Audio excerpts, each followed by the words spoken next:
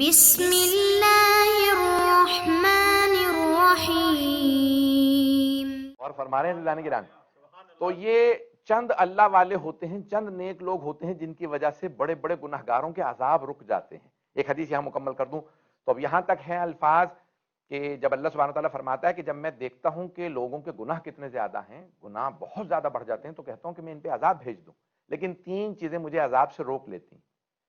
جب میں ماؤں کی گود میں بچے دیکھتا ہوں تو کہتا ہوں کہ ارے یہ معصوم بچے ہیں، بے گناہ بے خطا بچے ہیں۔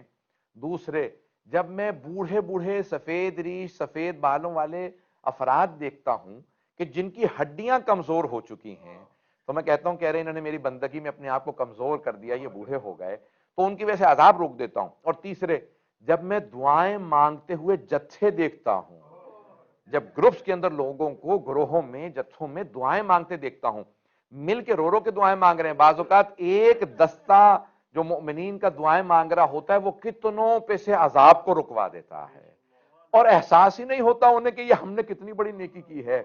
کبھی یہ نہ سوچا کیجیے ارے آج دعائے کمیل میں لوگ کم ہیں، آج دعائے جوشن کبیر میں لوگ کم ہیں۔ ارے آپ کو اندازہ نہیں ہے یہ چند افراد جو مل بیٹھ کے دعائیں مانگتے ہیں، ان کی وجہ سے اللہ کتنی رحمتیں نازل کرتا ہے اور کتنے بڑے بڑے عذاب ٹال دیتا ہے۔ بس بھئی یہ دعائیں عجیب و غریب ہیں، یہ اعمال عجیب و غریب ہیں، ان کے اثرات عجیب و غریب ہیں۔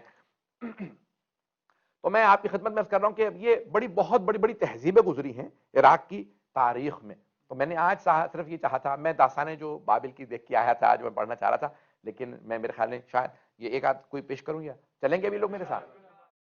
سبسکرائب کیجیے ذکر ٹی وی اور اس علم کے سفر میں ہمارے قدم کے ساتھ قدم ملائیے۔